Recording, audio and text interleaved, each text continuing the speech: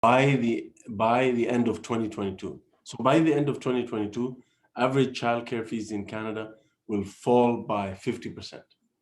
And then by 2025, 2026, we will see a drop of an average to $10 a day childcare everywhere in Canada. Now, As we do that, we'll also build more affordable childcare spaces. We will fund the recruitment and training of more early childhood educators. We will be investing in infrastructure to accommodate children with disabilities. We'll be funding and co-developing with Indigenous peoples an Indigenous early learning and childcare system that contributes to the Canada-wide system. So there's a lot in this investment, and of course, we're going to be doing this with provinces and territories. As we all know, if the pandemic continues to be affecting family, are there any plan for kids to be vaccinated soon? This is something that is more of a health question, and when it comes to who should be vaccinated, what age, and so on, those kinds of decisions are based on health advice that we receive from public health officials. So I will defer to them. I'm not a medical professional. Our job as a government is to listen to the best medical advice and to act and make policy based on that advice. Thank you. In supporting for women entrepreneur, support women entrepreneurship is greatly appreciated. Can you explain the criteria of the support and how this will be initiated? There is lots of support for women entrepreneurs. We have a women entrepreneurship strategy that preceded the COVID-19 pandemic. We've been very aggressive when it comes to this. But let me make it very clear. A lot of the other things that we're doing also contribute to helping female entrepreneurs. Let me give you an example. The Black Entrepreneurship Program is receiving an additional funding of $51 million. That program will also help Black women entrepreneurs. The early learning and childcare system, that will help many women with children who would like to start a business or who would like to go back to work, who cannot do that now because of a lack of affordable childcare. Those women will have an opportunity to pursue their dreams. And by introducing affordable childcare, we will include those women in the economy. In addition to that, for women who are looking to save some capital to start a business, our cuts in childcare fees will deliver real dollars back into their pockets, and they will be able at that moment to use that money for whatever that they need, including starting a business. The federal government is making a great effort to support businesses, whatever. There is still much discord in some industry sector, namely the hospitality industry now. It is known that some of the companies are taking advantage of the pandemic and terminating their long-term staff. A large percentage of these workers are women, some of who work over 20 years plus in the industry, and now out of work. Well, they are not yet at the age of to retire. Do you think the government should be enroll a plan to protect workers in this situation? Mostly in the hotel industry, there are a lot of immigrant and refugee women who have worked tirelessly. Right now, they are more over 50. And we don't think it's fair to let these companies take advantage of the situation and just fire people. Do you think well, we don't want people we don't want businesses to lay off employees. That's why we introduced the Canada Emergency Wage Subsidy, whereby the government of Canada helps with the payment of wages by businesses, right? We want workers to continue to work, and that is why Budget 2021 extends the Canada Emergency Wage Subsidy. But for those whose jobs have disappeared, or those who are dealing with the effects of COVID, or caring for someone who's dealing with COVID, we are also extending the Canada Recovery Benefit, the Canada Recovery Sickness Benefit, the Canada Recovery Care Benefit, and EI as well. So we're supporting workers in every situation and supporting businesses at the same time.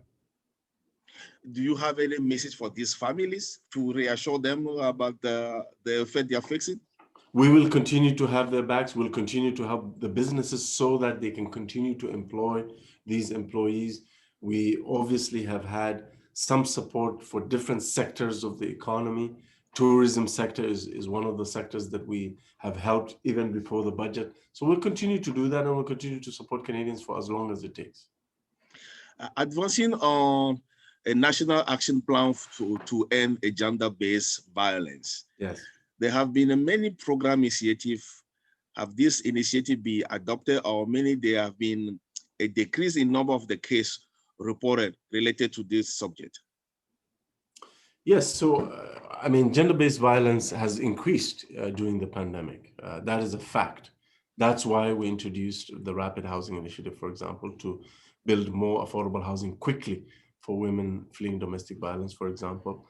That is why we've extended additional dollars to Reaching Home, to women's shelters, more money for transitional housing in this budget and supportive housing, more money for the Canada Housing Benefit to go directly to women and children fleeing domestic violence, and $601 million going to a strategy to prevent gender-based violence. So a lot is being done because we recognize that the pandemic has disproportionately affected women and has increased gender-based violence. Responding to the tragedy of missing and murdered Indigenous women and girls, are we making any progress on this reconciliation program as a nation? Oh, absolutely. And I mean, of course, there's always more work to be done, but we accept all the recommendations from the missing and murdered Indigenous women and girls. This is a whole of government approach. It's a top priority for the Prime Minister and for all of us. Incredible. Now, touching down a little bit on supporting the access of sexual and reproductive healthcare information and service. The pandemic have worsened women condition. Do you think there will be a program for young girls can have access to free menstrual package care? I'm not particularly sure about that specific detail in terms of access to those products. What I can tell you is that we're helping the helpers.